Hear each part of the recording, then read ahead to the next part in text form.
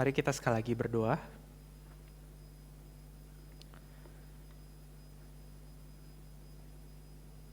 Tuhan, kami bersyukur karena kami bisa datang beribadah hari ini. Kami bisa memuji memuliakan nama-Mu ya Tuhan. Sebentar kami akan mendengarkan firman-Mu, kiranya Tuhan yang memberkati setiap kami lagi. Tenangkan hati dan pikiran kami, kuasai Tuhan sehingga kami siap untuk menerima kebenaran firman-Mu. Kami berdoa di dalam nama Tuhan kami Yesus Kristus. Amin. Shalom, selamat siang saudara. Saudara, bersyukur untuk kesempatan kita bisa beribadah hari ini.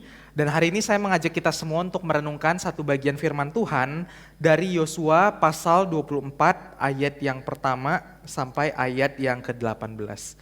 Yosua pasal 24 ayat yang pertama sampai ayat yang ke-18. Saudara, kita hanya akan membaca ayat yang pertama sampai ayat yang ketiga, lalu disambung ayat 14 sampai ayat yang ke-18. Sisanya nanti saya akan jelaskan di dalam khotbah. Saya akan membacakan bagi setiap kita dari Alkitab versi TB2. Saudara silahkan melihat, mengikuti di Alkitab masing-masing.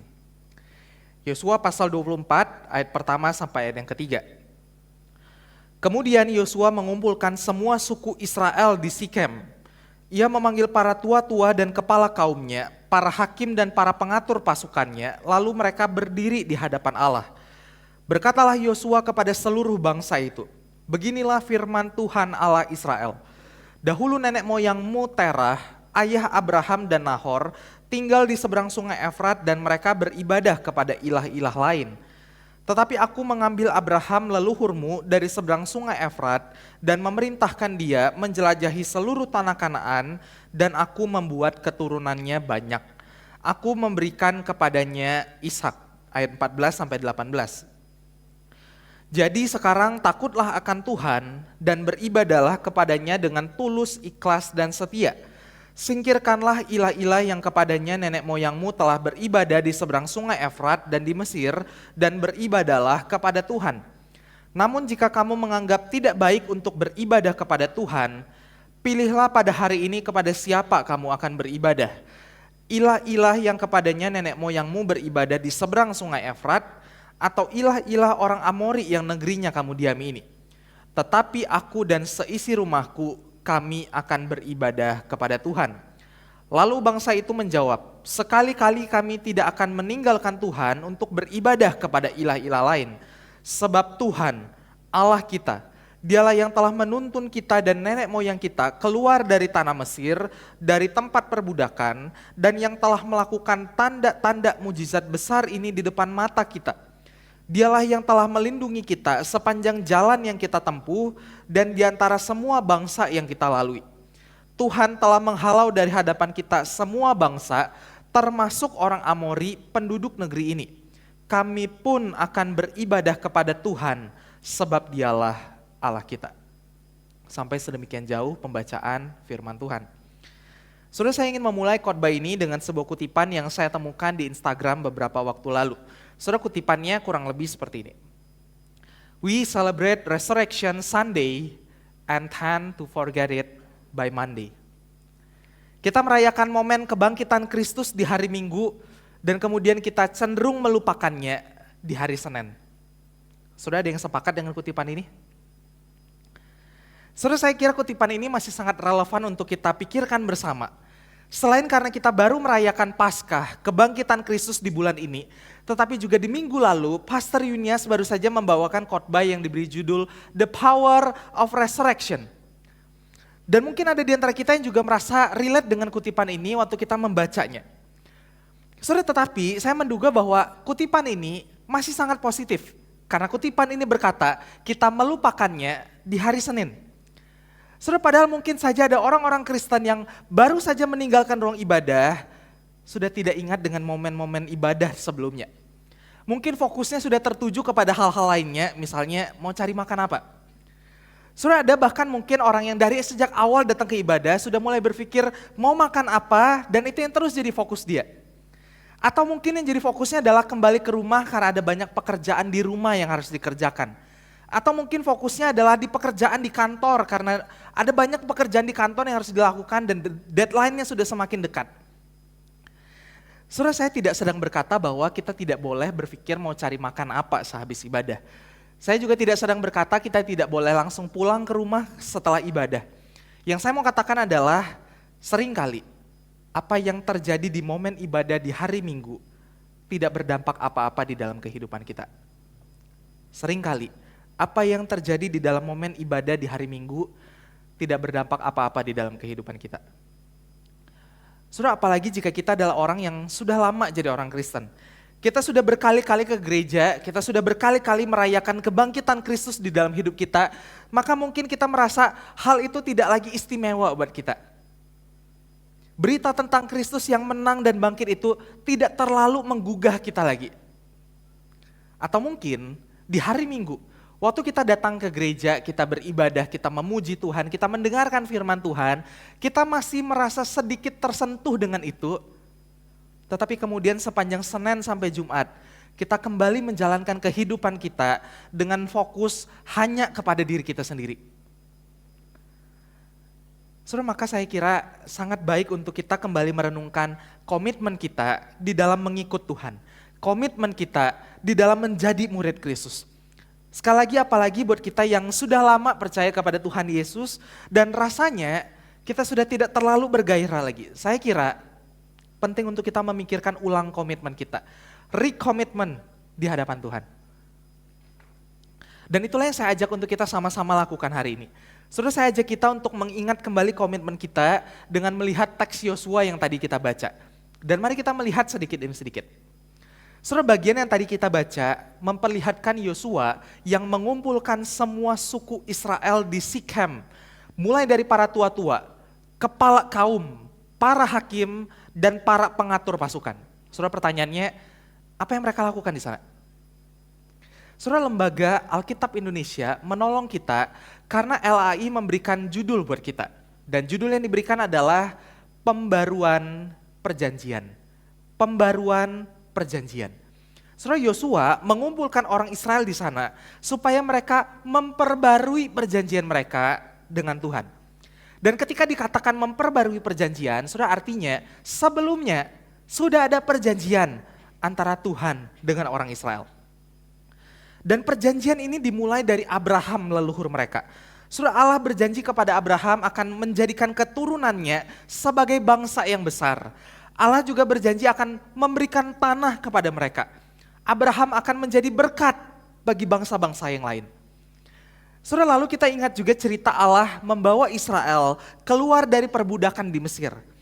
Dan kemudian Allah memberikan hukum kepada orang Israel, Allah mengikat perjanjian dengan mereka. Mereka berjanji akan melakukan perintah Allah, maka mereka akan menjadi umat Allah.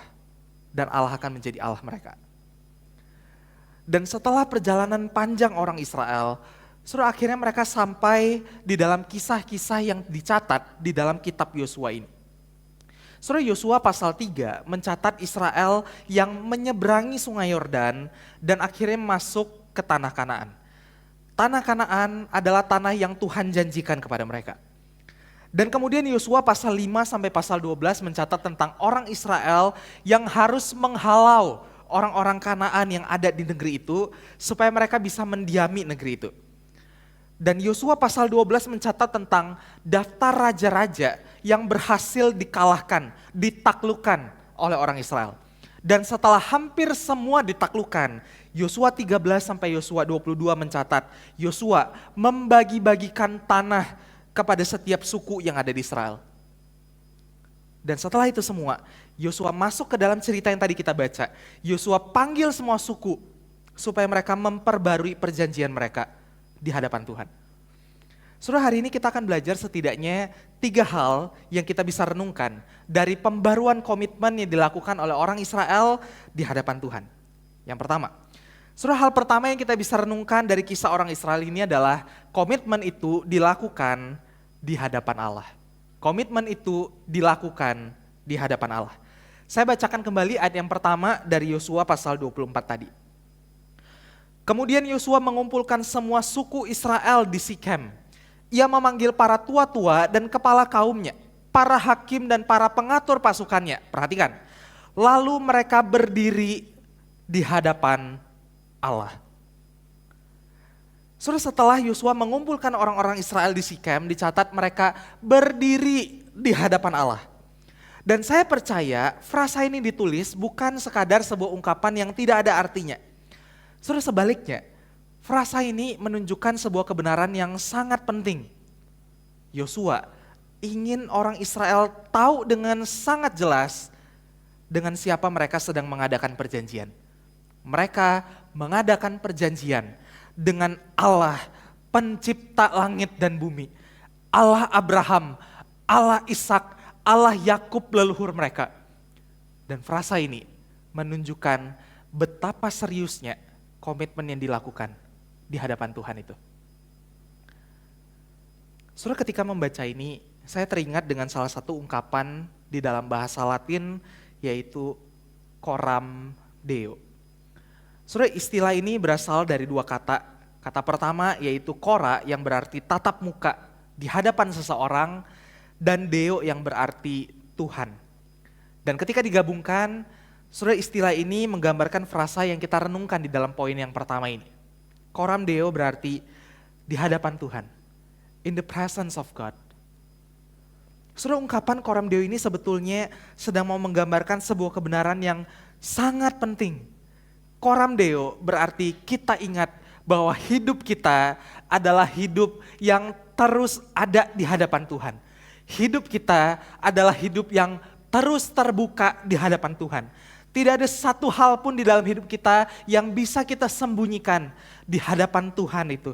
Kita secara sadar menjalankan seluruh hidup kita di hadapan Allah. Saudara, maka tidak ada aspek di dalam hidup kita yang kita pikir terlalu remeh, terlalu kecil sehingga tidak kita jalankan di hadapan Tuhan. Tidak ada satu aspek pun di dalam hidup kita yang kita bisa pikir Tuhan tidak berdaulat, Tuhan tidak berkuasa atasnya. Semua hal kita jalankan dengan terbuka di hadapan Tuhan. Saudara, maka mari kita renungkan di dalam kaitannya dengan komitmen kita mengikut Tuhan. Menjadikan Tuhan sebagai satu-satunya Tuhan di dalam hidup kita.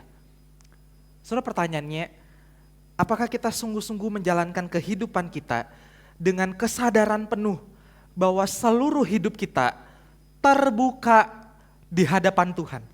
Apakah kita sadar bahwa tidak ada satu inci pun di dalam hidup kita di mana Tuhan tidak berkuasa dan Tuhan tidak berdaulat atasnya? Dan saya kira ini adalah hal yang sangat penting untuk kita renungkan. Saudara, saat ini kita hidup di dalam zaman di mana pengaruh sekularisasi berdampak dengan sangat kuat. Dan salah satu dampak dari sekularisasi adalah pemisahan antara sacred dan sekuler. Yang kudus dan yang sekuler. Saudara, misalnya, ibadah minggu di gereja itu kudus, sementara pekerjaan di kantor itu sekuler. Pelayanan di gereja itu kudus, sementara kalau kerjain tugas itu sekuler. Yang kudus itu harus selalu ingat Tuhan, jaga hidup baik-baik, sementara yang sekuler itu boleh hidup sebebasnya, lakukan apapun yang kita mau. Saudara, kita mungkin tidak mengatakannya sefrontal ini, tetapi mungkin kita secara tidak sadar melakukannya di dalam hidup kita.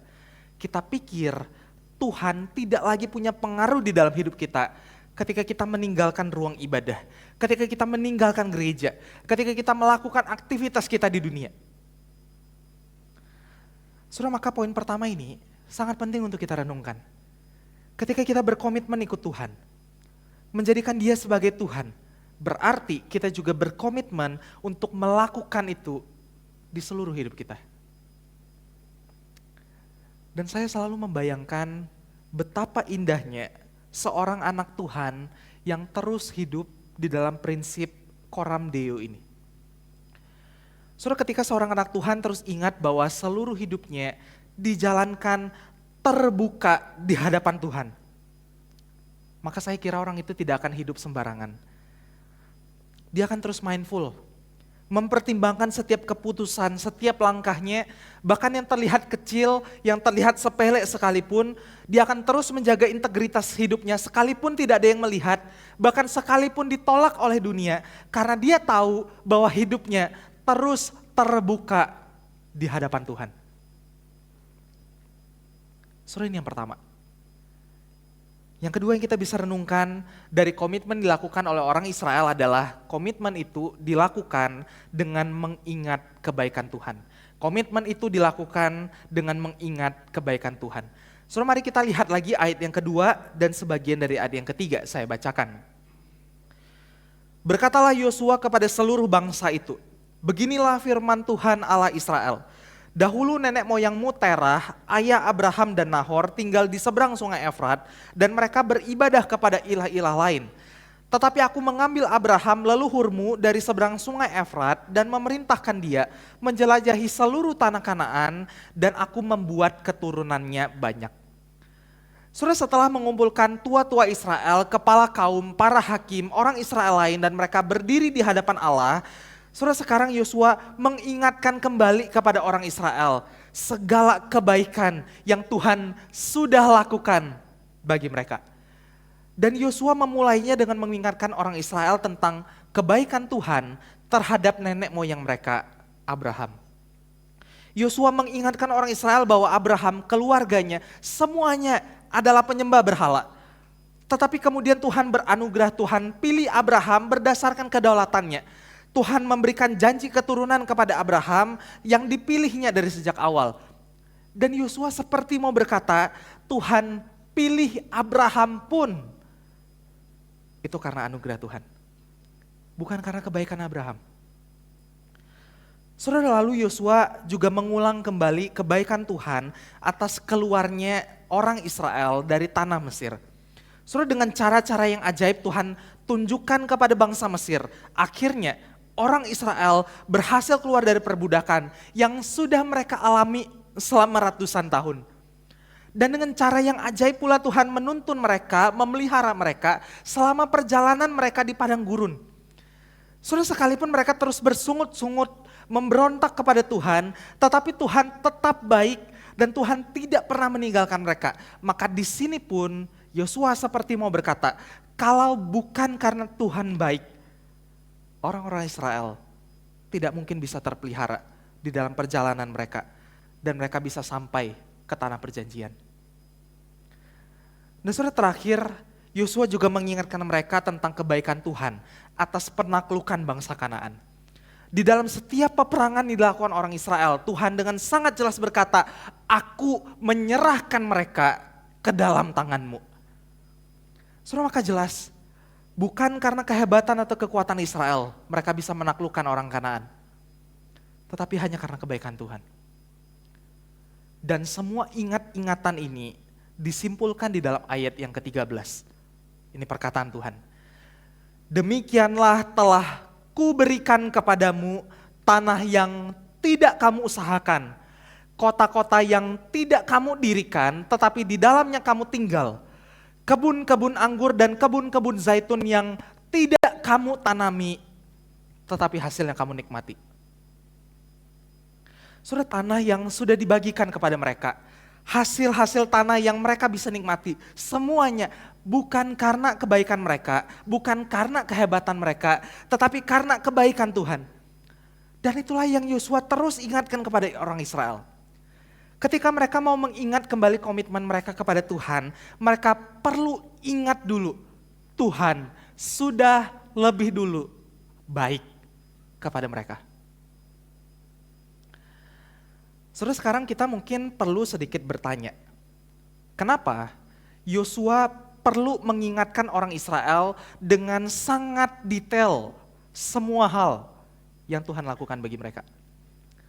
Kenapa Yosua perlu mengingatkan orang Israel dengan sangat detail semua kebaikan yang Tuhan lakukan bagi mereka? Saudara, kalau kita perhatikan, daftar kebaikan yang Yosua sebutkan dicatat di dalam 12 ayat dari teks firman Tuhan tadi. Saudara, artinya sangat detail, sangat panjang. Semua Yosua sebutkan dari sejak Tuhan pilih Abraham sampai orang Israel masuk ke tanah perjanjian. Pertanyaannya, kenapa Yosua perlu menjelaskan sedetail itu kepada orang Israel? Saudara, saya kira jawabannya adalah karena orang Israel adalah bangsa yang pelupa. Dan ini menjadi salah satu penyakit kronis yang selalu dihadapi oleh orang Israel di sepanjang perjalanan mereka. Dari mereka keluar dari Mesir, di dalam perjalanan sampai mereka masuk ke tanah perjanjian. Saudara, kalau kita ingat, baru saja mereka menyeberangi Laut Teberau. Mereka menyaksikan perbuatan Tuhan yang besar, membelah laut, mereka menyeberang dari tengah-tengahnya. Baru saja setelah itu, mereka mengeluh karena tidak ada makanan dan minuman. Setelah Tuhan berulang kali menunjukkan pemeliharaan buat mereka, makanan, minuman, tiang awan, tiang api. Orang Israel berulang kali juga melupakan Tuhan, bahkan mereka lebih pengen kembali ke tanah Mesir, tempat mereka diperbudak ratusan tahun. Saudara, karena mereka begitu mudah melupakan Tuhan, maka Yosua perlu sekali lagi mengulang semua kebaikan Tuhan itu kepada mereka. Sebelum mereka menyampaikan lagi komitmen mereka di hadapan Tuhan. Saudara, sekarang mari kita refleksikan juga di dalam hidup kita. Kalau kita jujur, bukankah penyakit lupa ini juga ada pada diri kita? Saudara, saya ingat saya pernah membahas tentang isu lupa ini, dan saya menyebutkan salah satu contoh yang saya pernah alami adalah saya pernah lupa menaruh handphone saya di mana. Saudara, ada yang bisa tebak saya taruh handphone saya di mana? Saudara, handphone saya ternyata saya pegang. Tapi saya tanya ke orang-orang, ada yang lihat handphone saya? Mungkin ada yang relate ya saudara ya. Saudara, tetapi saya kira kita bukan cuma cepat lupa pada hal-hal seperti itu, tetapi kita juga cepat melupakan Tuhan. Kita cepat sekali melupakan kebaikan Tuhan. Ketika ada hal-hal yang buruk terjadi di dalam hidup kita, maka kita juga dengan segera melupakan kebaikan Tuhan. Saudara, maka penting bagi kita melatih diri kita juga mengingat kebaikan Tuhan. Ketika hidup kita sedang ada di dalam kesulitan, saudara, kita perlu berdiam. Kita lihat lagi hidup kita ke belakang. Maka kita akan menemukan jejak-jejak kebaikan Tuhan yang selalu ada. Dan kita juga akan menemukan bahwa tidak ada satu titik pun di dalam hidup kita di mana Tuhan tidak menunjukkan kebaikannya. Tidak ada satu titik pun di dalam hidup kita di mana Tuhan tidak menunjukkan kebaikannya. Saudara, ini yang kedua yang kita bisa renungkan. Yang terakhir yang akan kita lihat bersama dari komitmen dilakukan oleh orang Israel adalah komitmen itu dilakukan dengan setia hanya kepada Tuhan. Komitmen itu dilakukan dengan setia hanya kepada Tuhan. Saudara, setelah mengulang semua kebaikan yang Tuhan sudah lakukan bagi mereka, maka sekarang Yosua menantang orang-orang Israel untuk berkomitmen lagi kepada Tuhan. Saya bacakan lagi ayat yang ke-15. Pilihlah pada hari ini kepada siapa kamu akan beribadah. Ilah-ilah yang kepadanya nenek moyangmu beribadah di seberang sungai Efrat, atau ilah-ilah orang Amori yang negerinya kamu diami ini. Tetapi aku dan seisi rumahku, kami akan beribadah kepada Tuhan. Saudara, ketika menantang orang Israel untuk berkomitmen kepada Tuhan, Yosua berkata kepada mereka, pilihlah pada hari ini kepada siapa kamu akan beribadah. Yosua sedang mau menunjukkan bahwa komitmen kepada Tuhan juga menunjukkan kesetiaan hanya kepada Tuhan. Orang Israel tidak bisa memilih dua-duanya. Mereka tidak bisa memilih beribadah kepada Tuhan, tetapi di saat yang sama mereka masih beribadah kepada ilah-ilah yang lain. Mereka tidak bisa beribadah kepada Tuhan saat mereka merasa diberkati, dan mereka berbalik kepada ilah-ilah yang lain saat mereka merasa tidak diberkati. Dan di ayat 16 kita melihat orang Israel yang menjawab, sekali-kali kami tidak akan meninggalkan Tuhan untuk beribadah kepada ilah-ilah lain. Saudara, maka mari kita renungkan juga tentang komitmen kita kepada Tuhan. Saudara, kita perlu mengerti begini, Tuhan tidak pernah tertarik untuk menjadi satu dari sekian banyak. Tuhan hanya ingin menjadi satu-satunya Tuhan di dalam kehidupan kita. Tuhan tidak pernah tertarik untuk menjadi satu dari sekian banyak.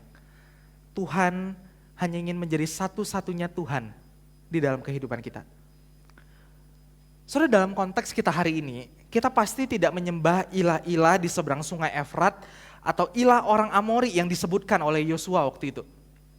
Sekarang ilah-ilah itu mungkin muncul di dalam bentuk harta, kekuasaan yang terus kita kejar, kenyamanan hidup yang terus kita mimpikan, penerimaan orang yang kita pikir akan memuaskan kita, atau bahkan agenda-agenda pribadi yang sebetulnya tidak pernah sejalan dengan agendanya Tuhan. Saudara, maka pertanyaan yang Yosua tanyakan, saya pikir juga kita perlu pikirkan bersama hari ini. Pilihlah pada hari ini kepada siapa kamu akan beribadah. Saudara, sekali lagi Tuhan tidak pernah tertarik menjadi satu dari sekian banyak. Kita tidak bisa menyembah Tuhan hanya di hari Minggu, lalu di hari-hari lain kita berpikir bahwa hidup kita adalah milik kita. Kita bisa hidup sesuka yang kita mau. Kita juga tidak bisa menyembah Tuhan tetapi kita terus mengejar semua agenda-agenda pribadi yang sebetulnya kita sudah tahu tidak pernah sejalan dengan agendanya Tuhan. Berkomitmen kepada Tuhan artinya kita membiarkan Tuhan berdaulat, berkuasa atas seluruh hidup kita. Maka sekali lagi, pilihlah pada hari ini kepada siapa kamu akan beribadah. Apakah kita akan beribadah dan menyembah semua ilah dan berhala yang sebetulnya tidak pernah memuaskan hati kita, terus membiarkan kita mengalami kekosongan? Atau kita akan menyembah kepada satu-satunya Tuhan yang benar, Tuhan yang mengasihi kita, Tuhan yang memberikan hidupnya bagi kita. Saudara, saya ingin menutup khotbah ini dengan sebuah pengalaman yang ditulis oleh seorang penulis bernama Kyle Edelman. Saudara, mungkin ada beberapa di antara saudara yang juga familiar dengan nama ini. Saudara, satu waktu Kyle menceritakan pengalamannya berkunjung ke tempat tinggal neneknya. Dan waktu dia ada di sana, mereka berdua sama-sama pergi ke kuburan tempat kakeknya dimakamkan. Dan di sebelah kuburan kakeknya, ternyata sudah ada tempat yang disediakan secara khusus bagi neneknya kalau satu hari dia meninggal. Kyle tahu dengan sangat jelas betapa neneknya sangat merindukan kakeknya. Mereka sudah menikah lebih dari 60 tahun dan sang nenek juga sering sekali menceritakan tentang kisahnya bersama dengan kakeknya ketika masih hidup. Dan mereka berdua kemudian larut di dalam keheningan di tempat itu. Dan beberapa saat kemudian, neneknya memecahkan keheningan dan dia berkata, "Aku sekarang siap untuk pergi dan bersama dengan." Saudara, waktu sampai di kata bersama dengan, Kyle berpikir neneknya akan berkata, "Aku sekarang siap untuk pergi bersama dengan kakekmu." Tetapi ternyata tidak. Neneknya berkata, "Aku sekarang siap untuk pergi dan bersama dengan Yesus." Saudara, di usia senjanya, nenek dari Kyle Edelman ini ingat dengan sangat jelas komitmennya kepada Tuhan. Satu-satunya Tuhan yang dia rindukan. Dan itu yang menjadi kerinduan terdalamnya. Pertanyaan bagi kita, adakah hari ini kita punya komitmen yang sama? Adakah hari ini kita punya kerinduan yang sama?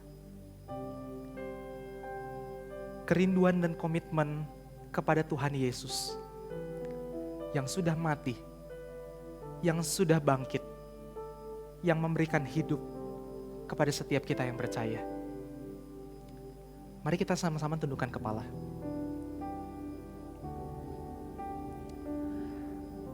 Masing-masing mengambil sikap doa, berdoa secara pribadi, meresponi kebenaran firman Tuhan.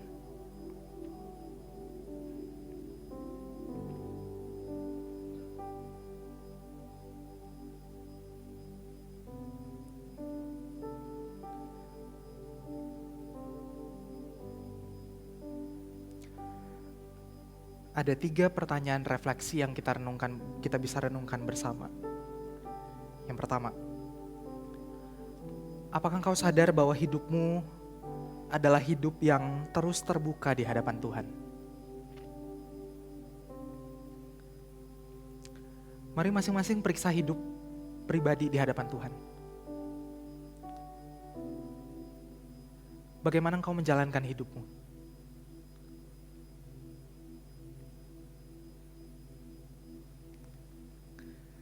Yang kedua, jejak kebaikan Tuhan apa yang kau bisa ingat hari ini? Mari lihat hidupmu ke belakang. Mari temukan lagi jejak-jejak itu. Jejak-jejak yang sebetulnya tidak pernah hilang, tapi mungkin seringkali kita abaikan.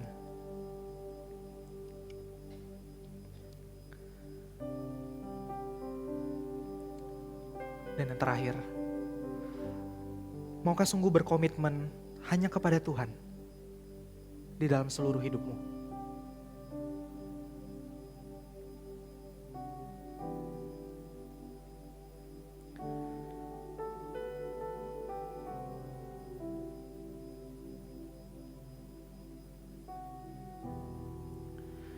Tuhan, ini setiap kami. Kami bersyukur untuk Engkau, Allah yang baik, Allah yang mengasihi kami, Allah yang jejak kebaikannya terlihat dengan jelas di dalam hidup kami. Tuhan, kami mau hidup dengan kesadaran bahwa hidup kami terus terlihat di hadapan-Mu. Kami mau berkomitmen terus setia kepada Engkau. Tuhan, tolong kami lemah, kami sering kali jatuh, kami sering gagal. Maka kami butuh anugerah-Mu, kami butuh kekuatan-Mu, memampukan kami, menguatkan kami lagi. Kami berdoa di dalam nama Tuhan kami Yesus Kristus. Amin. Tuhan memberkati saudara.